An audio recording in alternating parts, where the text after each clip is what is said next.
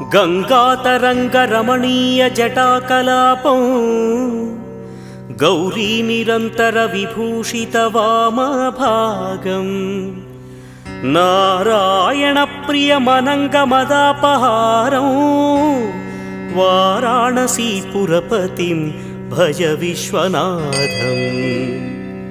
वाचामगोचरमनेकगुणस्वरूपं वागीशविष्णुसुरसेवितपादपीठं वामेन विग्रहवरेण कळत्रवन्तं वाराणसीपुरपतिं भज विश्वनाथम्।